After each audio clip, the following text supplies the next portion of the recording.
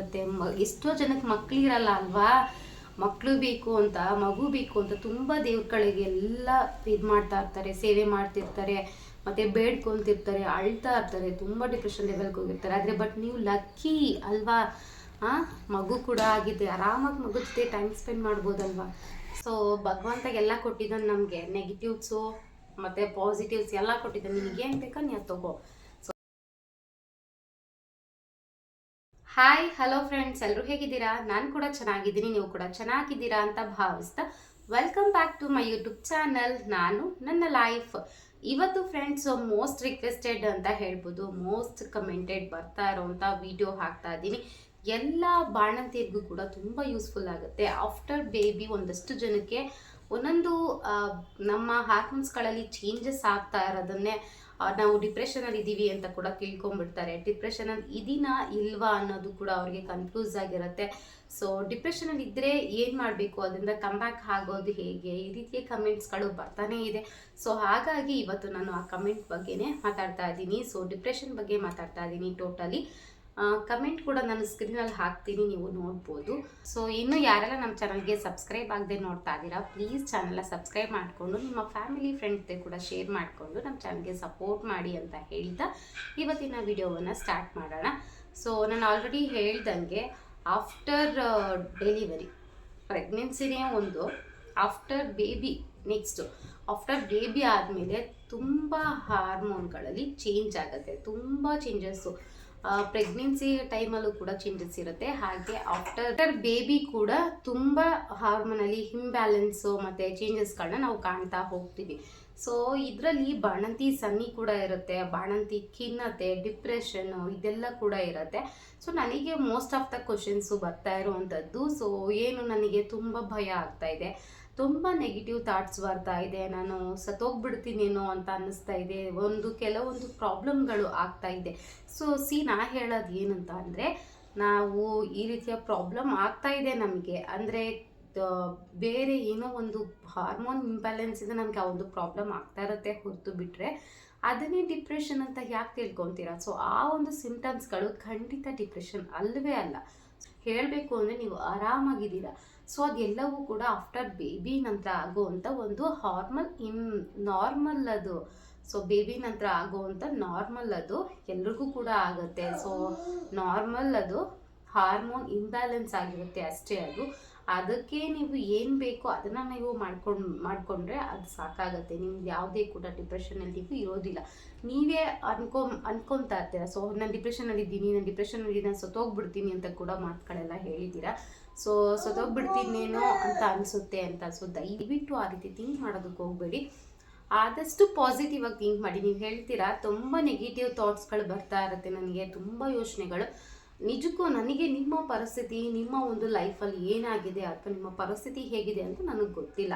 So ನನಗನ್ಸಿದ್ದು ನಾನು ಅಷ್ಟೇ ಹೇಳ್ಬೋದು. ಸೊ ನಾನು ಎಷ್ಟೇ ಹೇಳಿದ್ರು ನಿಮಗದು ಅನ್ವಯ ಆಗದೇನು ಇರ್ಬೋದು, ಅಥವಾ ನೀವು ಹೇಗೆ ತೊಗೊತೀರೋ ಅದು ನಿಮಗೆ ಬಿಟ್ಟಿದ್ದು. ಬಟ್ ನಾನು ಹೇಳೋದೇನು, ನಿಮ್ಮ ಒಂದು ಲೈಫು ನಿಮ್ಮ ಕೈಯಲ್ಲೇ ಇರುತ್ತೆ. ಸೊ ನೀವು ಡಿಪ್ರೆಷನ್ ಇದೀನಿ ಅಂತ ನೀವು ಎಷ್ಟು ಸ್ಟ್ರೆಸ್ ಮಾಡ್ತೀರಾ, ಅದನ್ನು ಎಷ್ಟು ನೀವು ಮೈಂಡಲ್ಲಿ ಹೇಳ್ತಾನೆ ಇರ್ತೀರೋ ಅಷ್ಟು ನೀವು ಡಿಪ್ರೆಷನ್ಗೆ ಹೋಗ್ತೀರಾ. ಸೊ ಖಂಡಿತ ಡಿಪ್ರೆಷನಲ್ಲಿ ಇಲ್ಲ, ನಾನು ಆರಾಮಾಗಿದ್ದೀನಿ, ನನಗೆ ಯಾವುದೇ ಪ್ರಾಬ್ಲಮ್ ಇಲ್ಲ ಅನ್ನೋದು ನಿಮ್ಮ ಒಂದು ಮೈಂಡಲ್ಲಿ ಬರಬೇಕು. ಸೊ ನಾನು ಹೇಳ್ತಾ ಇದ್ದೀನಿ, ಬಟ್ ನಿಮ್ಮ ಮೈಂಡಲ್ಲಿ ನೀವು ಅದನ್ನು ತಂದ್ಕೊಬೇಕು. ಇಟ್ಸ್ ಯುವರ್ ವರ್ಕ್, ಇದು ನಿಮ್ಮ ಕೆಲಸ. ಸೊ ನಾನು ತಟ್ಟೆಗೆ ಊಟವನ್ನು ಬಡಿಸ್ಬೋದೇ ಹೊರತು ನೀವೇ ಅದನ್ನು ತಿನ್ನಬೇಕು, ಅಥವಾ ತಿನ್ಸಿದ್ರೂ ಕೂಡ ಅದನ್ನು ನೀವೇ ನುಂಗಬೇಕು ಅಲ್ವಾ. ಸೊ ಈ ರೀತಿ ಇರುತ್ತೆ. ಸೊ ಹಾಗಾಗಿ ನಾವು ಎಷ್ಟೇ ಹೇಳಿದ್ರು ನಿಮ್ಮ ಕೈಯಲ್ಲಿ ನಿಮ್ಮ ಆರೋಗ್ಯ ಇರುತ್ತೆ. ಆದಷ್ಟು ಬಾಣಂತಿಯ ಒಂದು ಆಫ್ಟರ್ ಏನು ಬೇಬಿ ಬಾಣಂತಿ ಟೈಮ್ನಲ್ಲಿ ನೆಗೆಟಿವ್ ಥಾಟ್ಸ್ ಬರೋದು ಕಾಮನ್, ಇಟ್ಸ್ ಕಾಮನ್. ಹಾಗೆಯೇ ಅಳೋ ಸಿಚುವೇಶನ್ಸ್ ಬರುವಂಥದ್ದು, ಮತ್ತು ನಾನು ಹ್ಯಾಂಗ್ ಮಾಡ್ಕೋಬೇಕು ಅನ್ನುವಂಥ ಸಿಚುವೇಶನ್ಗಳು, ತುಂಬ ನೆಗೆಟಿವ್ ಥಾಟ್ಸ್ಗಳು, ತುಂಬ ನೆಗೆಟಿವ್ ಯೋಚನೆಗಳು, ಈ ರೀತಿ ಬರುವಂಥದ್ದು ಇಟ್ಸ್ ಎಲ್ಲ ಕಾಮನ್, ಇಟ್ಸ್ ಎಲ್ಲ ನ್ಯಾಚುರಲ್. ಹಾರ್ಮೋನ್ ಇಂಬ್ಯಾಲೆನ್ಸಿಂದ ಆ ರೀತಿ ಆಗ್ತಾ ಇರುತ್ತೆ. ಬಟ್ ನೀವು ಅದಕ್ಕೆ ಏನು ಬೇಕು, ಐರನ್ನು, ಕ್ಯಾಲ್ಶಿಯಮು, ಈ ರೀತಿಯ ಊಟದ ಸೇವನೆ ಆಗಿರ್ಬೋದು, ಜೊತೆಗೆ ಮಗುವಿನ ಜೊತೆ ಸಮಯ ಕಳೆಯುವಂಥದ್ದು, ಮಗುವಿನ ಜೊತೆ ಹೆಚ್ಚು ಮಾತಾಡುವಂಥದ್ದು. ಒಬ್ಬ ತಾಯಿಗೆ ಮಗು ಬಿಟ್ಟರೆ ಬೇರೆ ಜಗತ್ತೇ ಕಾಣಿಸಲ್ಲ ಆ ಒಂದು ಟೈಮಲ್ಲಿ ಅಲ್ವಾ. ನೀವು ಮಗು ಜೊತೆ ತುಂಬ ಕಾನ್ವರ್ಸೇಷನ್ ಮಾಡಿದಾಗ, ತುಂಬ ಮಾತುಕತೆ ಇಟ್ಕೊಂಡಾಗ ನಿಮಗೇನಾಗುತ್ತೆ ಅದು ನಿಮ್ಮ ಮಗು ಹತ್ರ ಹೇಳ್ಕೊಳ್ಳಿ. ನಿಜ ನಿಮಗೆ ಎಷ್ಟು ರಿಲೀಫ್ ಸಿಗುತ್ತೆ. ಟ್ರಸ್ಟ್ ಮೀ, ನೀವು ಒಂದ್ಸರಿ ಟ್ರೈ ಮಾಡಿ, ಎಷ್ಟು ರಿಲೀಫ್ ಸಿಗುತ್ತೆ ಗೊತ್ತಾ. ನಿಮ್ಮ ಮಗು ಜೊತೆ ನಿಮ್ಗೆ ಏನಾಗುತ್ತೋ ಎಲ್ಲ ಹೇಳ್ಕೊಳ್ಳಿ, ಮಗು ಜೊತೆ ಮಾತಾಡಿ, ಮಗು ಜೊತೆ ಇಂಟ್ರ್ಯಾಕ್ಟ್ ಮಾಡಿ, ತುಂಬ ಸಮಯವನ್ನು ಕಳೀರಿ. ಹಾಗೆ ಹೆಚ್ಚು ನಿದ್ದೆಯನ್ನು ಮಾಡಿ. ತುಂಬ ಸ್ಟ್ರೆಸ್ ಆಗ್ತಿದೆ, ನಿಮ್ಮ ಮೇಲೆ ಯಾರಾದರೂ ನೋಡ್ಕೊಳ್ಳೋಕ್ಕಿದ್ರೆ ಮಗುನ ನೋಡ್ಕೊಳ್ಳೋ ಅಂಥ ಟೈಮ್ನಲ್ಲಿ ನೀವು ಮಲ್ಕೊಳ್ಳಿ. ನೀವು ಕೂಡ ಸ್ವಲ್ಪ ಸ್ಟ್ರೆಸ್ನ ಕಡಿಮೆ ಮಾಡ್ಕೊಬೋದು. ಸ್ವಲ್ಪ ನಿದ್ದೆಯನ್ನು ಜಾಸ್ತಿ ಮಾಡ್ಕೊಳ್ಳಿ. ಮಗು ಮಲಗಿರೋ ಟೈಮ್ನಲ್ಲಿ ನೀವು ಕೂಡ ಮಲ್ಕೊಳ್ಳಿ. ಹೆಚ್ಚು ಏನು ಬೇರೆ ನೆಗೆಟಿವ್ ಥಾಟ್ಸ್ ಬಗ್ಗೆ ಯೋಚನೆ ಮಾಡೋದು ಬಿಟ್ಟು ಪಾಸಿಟಿವ್ ಆಗಿ ಥಿಂಕ್ ಮಾಡಿ. ಯಾಕೆ ನಮ್ಮಲ್ಲೇ ಇರೋದು, ನಾವು ಪಾಸಿಟಿವ್ ಆಗಿ ಥಿಂಕ್ ಮಾಡೋದು, ನಾವು ನೆಗೆಟಿವ್ ಆಗಿ ಥಿಂಕ್ ಮಾಡೋದು ಎರಡೂ ಕೂಡ ನಮ್ಮಲ್ಲೇ ಇದೆ. It's up to you. ನೀನು ಯಾವ ಚಾಯ್ಸ್ ಮಾಡ್ತೀಯ ಅದು ನಿಮಗೆ ಸಿಗುತ್ತೆ. ನೀನು ಪಾಸಿಟಿವ್ ಆಗಿ ಥಿಂಕ್ ಮಾಡೋದನ್ನ ಚೂಸ್ ಮಾಡಿದ್ರೆ ನೀನು ಪಾಸಿಟಿವ್ ಥಿಂಕಿಂಗೇ ಸಿಗುತ್ತೆ. ನೀನು ನೆಗೆಟಿವ್ ಆಗಿ ನಾನು ಹಿಂಗಿದ್ದೀನಿ ಹಂಗಿದ್ದೀನಿ ಅಂತ ಅಂದರೆ ನಿಜಕ್ಕೂ ನಿಮಗೆ ನೆಗೆಟಿವ್ ಥಿಂಕಿಂಗ್ಗೆ ವೇಸೇ ಬರೋ ಅಂಥದ್ದು. ಸೊ ಎಲ್ಲವೂ ಕೂಡ ನಿಮ್ಮ ಕೈಯಲ್ಲೇ ಇರುವಂಥದ್ದು. ಸೊ ನನಗೆ ಅದು ತುಂಬ ಪರ್ಸ್ನಲಿ ತುಂಬ ಬೇಜಾರಾಗ್ತಾಯಿತ್ತು. ತುಂಬ ಯಾಕೆ ಅಂದರೆ ಅಕ್ಕ ಅಂತ ಕೂಡ ನನ್ನ ಕರಿತೀರ ಅಲ್ವಾ. ಸೊ ಹಾಗಾಗಿ ತುಂಬ ಹತ್ತಿರದಿಂದ ಹೇಳೋಕ್ಕೆ ನಾನು ಟ್ರೈ ಮಾಡ್ತೀನಿ. ತುಂಬ ಇಷ್ಟೊಂದೆಲ್ಲ ಹೇಳೋದು ಬೇಕಿತ್ತಾ ಅಂತ ನೀವು ಅನ್ಕೊಬೋದು. ಅಂದರೆ ಇಷ್ಟೊಂದೆಲ್ಲ ತುಂಬ ಹೇಳ್ತಾರೆ. ನಿಜ ನಾವು ನಿಮಗೆ ಅರ್ಥ ಆಗಲಿ, ಪ್ಲೀಸ್ ಅರ್ಥ ಮಾಡ್ಕೊಳ್ಳಿ. ಇರೋದೊಂದು ಲೈಫು ಅಲ್ವಾ. ಪ್ಲೀಸ್ ಅದನ್ನು ಚೆನ್ನಾಗಿ ಅದನ್ನು ನಾವು ಯಾವ ರೀತಿ, ಸೊ ಭಗವಂತ ಎಲ್ಲ ಕೊಟ್ಟಿದ್ದಾನೆ ನಮಗೆ, ನೆಗೆಟಿವ್ಸು ಮತ್ತು ಪಾಸಿಟಿವ್ಸ್ ಎಲ್ಲ ಕೊಟ್ಟಿದ್ದಾನೆ. ನಿಮಗೇನು ಬೇಕೋ ನೀವು ತಗೋ. ಸೊ ಹಾಗಾಗಿ ನೀವು ಯಾವಾಗೂ ನಮಗೆ ಏನು ಬೇಕೋ ಅದನ್ನು ಮಾತ್ರ ತಗೊಳ್ಳಿ.